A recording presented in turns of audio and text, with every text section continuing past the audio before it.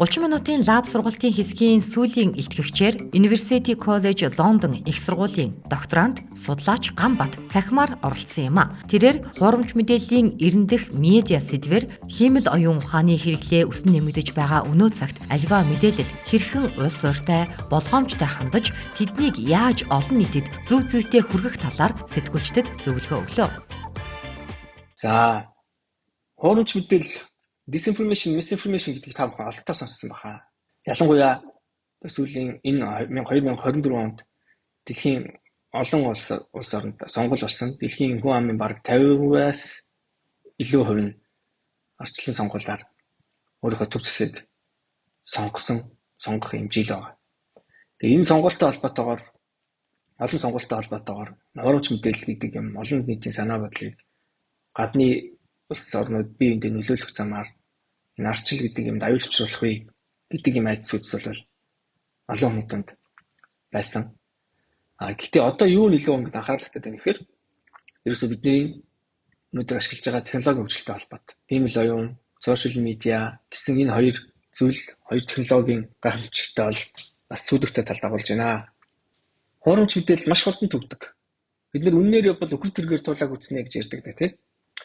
Гэтэл хуурамч мэдээлэл маань үнэн мэдээлэлээс 6 дахин хурдан төгдөг. Тухайн энэ 2018 онд Twitter-ийн датан дээр үндэслэж хийсэн судалгаа гарч ирсэн байна. За тэгээ худал мэдээлэл үнэн мэдээлэлээс 70%-аар илүү их ретвит хийгддэг тийм. Илүү их түгээгддэг. За гэтэл Twitter тэгж байгаа нийт твитийн 43%, бараг тал хувь нь амьд хүн биш ботууд үүсгэсэн. Тэгээ роботууд үүсгэсэн. Твитүүд байна гэсэн бас нэг судалгаа гарсан. За энэ дээр нэмээд худал мэдээллийг хөөргөдөг, үнэн юм шиг санагдлан сэвдэг юм худал хуурмгийн машинууд байна. Энд дээр би хоёр юм хэлж байгаа тийм тролл, бот хоёр. Троллыг одоо бид нар хямчт гэдгээр сайн мэднэ тийм. Хөлсөөр тэгээ даалгавартайгаар зорилготойгоор ажилтдаг юм бодиттой амьд хүмүүсийг хэлж байгаа. За бот гэдэг нь болохоор тодорхой үйлдэл гүйцэтгэхээр програмчлагдсан машинууд буюу роботууд. Тэгээ энэ хоёрын үүрэг бол ерөөсөө адилхан. Өгсөн худал мэдээллийг үнэн юм шиг санагдтал нь сэвж өгнө. Тэгээ бид нар сэвнэ гэж ярьдаг тийм. Тэгээ эдгээр за мэдээллийг эдгүүртээ сэвнэ. Хэн нэгэн лөө бүлэглэн дайрна. Зүгээр одоо ингээд явж байгаа харилцан яриаг орж боснуулна. Мэдээллийн доороо коммент олноор бичтэй үнэн юм шиг санагдтал нь шеэрлэн коммент бичин тийм юм ихлүүд хийдэг. Цаад эзэн санаа зорилго мэдээж хэрэг олон нийтийн санааг төрөлдүүлэх, хуваагдал үүсгэх юм зорилготой. Олон улсын түвшинд улс хоорондоо трол активити хийж байгаа, улс дотор ажиллаж байгаа тийм. За биднэрт ойрхон нэг жишээ гэвэл Казахстан улсад байдаг Нурбот гэдэг нэртэй трол фарм ба энэ засгийн газрын мэдээлэл ажиллаж байгаа. Тэгээ сөрөг хүчнийхээ эсрэг мэдээллүүдийг өсөө загвар тарааж идэг. Сөрөг хүчнийхээ улс төрчдийг улс төрчдийн эсрэг одоо дайралтууд хийж идэг юм бот. За ингээд явж исэн чинь нөгөө хиймэл оюуны маань хөгжил нэлээд хурдцтай болоод generative AI гэдэг зүйл маань хүн болгоны ашиглаж болох, хандаж болох юм зүйл болоод хэрэгс болоод ирсэн. Текст бичих бол одоо бүр хамгийн амархан болчлоо тийм. Хэлний загварууд, хэлний модельүүд ChatGPT ч юм уу, Gemini ч юм уу ороод дуртай сэдвийнхаа хүрээнд юу л юу хэрэг хэмжээтэй ч хамаагүй бичүүлэх юм боломжтой болоод ирсэн. За дээр нь нэмээд нөгөө түрүүний слайд дээр гарсан ботууд маань энэ Gemini гэдэг юмар зохицуулж хэлсэн. Урдны ботууд бол rule based тодорхой нэг сэдвийн хүрээнд л хариу бичих чадвартай байсан бол одоо яг хүнтэй ярилцж байгаа юм шиг дурын сэдвийн хүрээнд бичээд эхэлдэг болсон баг тийм.